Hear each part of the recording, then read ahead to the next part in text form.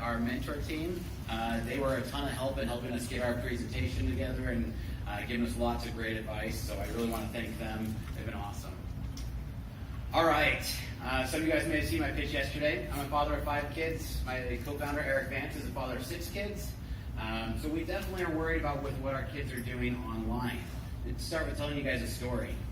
A friend of mine has 2 kids, 9-year-old daughter, one of them, and her and 2 friends were sitting, surfing the internet one day, and the 3 of them came across hardcore porn, and they sat there and watched it. Later, this 9-year-old came to her mom, asking a bunch of questions. Now this mom had to be that mom and call the other parents and say, yeah, your kids watch porn in my house. So you don't want to be that parent.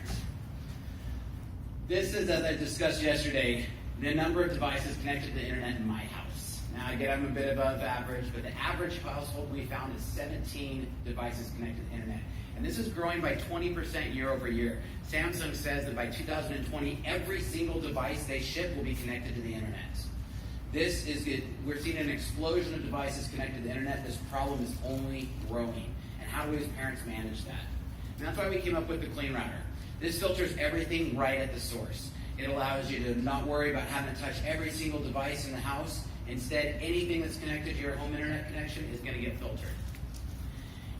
So the 7 layers of technology, 7 layers of internet filtering sounds like a big bad thing. Basically, it means every single request that comes through your router, we are detecting and watching the content on every one of those. Time restrictions is a super popular feature. This allows me to set my 17-year-old's tablet to turn off at 10 o'clock at night so it doesn't get internet after 10, but my 6-year-old's tablet turns off at 8 o'clock. I can actually set per device exactly when. Xbox only gets internet from 6 to 8 p.m. so I can make sure homework's done.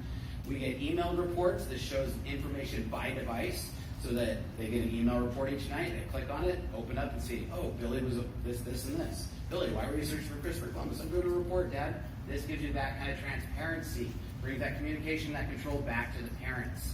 And this year, we've launched, in 2016, we launched mobile applications.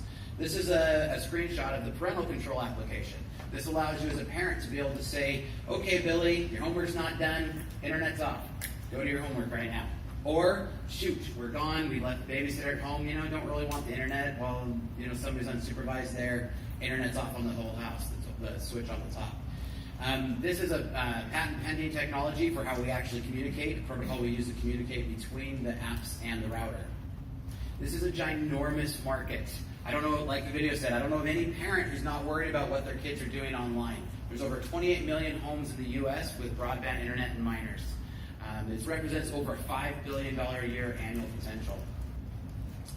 Now, we are not a hardware company. There's a lot of people who build a lot better hardware than what I could build. I'm a software guy, so that's what we focus on. These guys, they take care of the hard work and build the software. This positions us well for 3 reasons. 1, I'm not holding a warranty. If the problem goes wrong with that hardware, I just ship it back to them. 2, they get to front the cost of developing the hardware. We build on top of it. Super easy. 3, I can order in whatever quantity I want. I can get 100 this week, 200 next week, so we can ship from them exactly as demand is needed. We've sold over 9,000 of these so far. We have over 100,000 devices being protected by the CleanRouter, and over 60% of our sales come from customer referrals. People love it. They're using it. Recently, I was visiting with Clay Mask, and he saw my CleanRouter shirt. He said, "What? I've been a CleanRouter customer for 4 years." It's things like that. We're running into customers who are using this all the time. So we have 2 levels of subscription. The $12.99 a month covers everything that's connected in your home. So anything that connects to your internet Wi-Fi will be protected by that, and you get all the great features. If you want to add the mobile add-on, it's unlimited number of mobile devices, but it is connected to your account, so that's kind of how we limit that, and that's for $20 a month. Right now, our ratio on these is we're about 45% of the people are selecting the mobile. Our mobile platform is brand new. We haven't really pushed it a whole bunch. There's going to be a lot more work done on that and visibility brought to that in 2017, so I'm sure we'll see that shift. So Sam Altman, I've been learning a lot of this stuff, recently said you have to have a great product or your company will fail. I'm going to tell you a story about how we came to a great product. Eric and I built the product in 2009, came up with the idea, spent that year, built it, kicked it off. 2010, we started to sell it. We got some traction, but we kind of realized this isn't going to support us initially. So we went and got day jobs. We're both software developers. And so I started GoDaddy, he started Ticketmaster. We did this for nights and weekends. A lot of nights and weekends. And we did this for 5 years. We actually hired 2 employees during that time as support guys while we were doing this while we were working a full-time day job, so we didn't burden the company with our salary. What that allowed us to do is allowed us to build a great product without a lot of marketing pressure. We could then market it and grow the product at the scale and speed the product should grow at. We had 5,000 customers by the end of this period, which allowed us a lot of good data and feedback. So kind of fast forward to the end of the beginning of 2015, we said, wow, we sold 5,000 of these. We should probably do something with this. And that's when we looked and said, let's take this and make this a really good business. So we went from 48,000 annual recurring revenue to where we broke over 500,000 at the end of last year. So in May of 2015, I said, all right, after startup week and a meeting with a lot of great people in this room, I said, let's take the leap. And I quit my job, walked away from 130,000 a year full salary.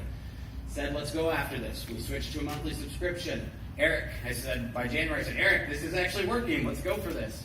We went after it. In January, Eric quit and went after this too. We won the Arizona Innovation Challenge, and we began to pick up these monthly customers as we switched to a monthly model. So for 2016, this is our data for 2016. These aren't projections. These are what we did in 2016. Our acquisition of customers cost us $65. The value of these customers is over $1,000 over a 5-year span. That's a 15 CAC to LTV ratio.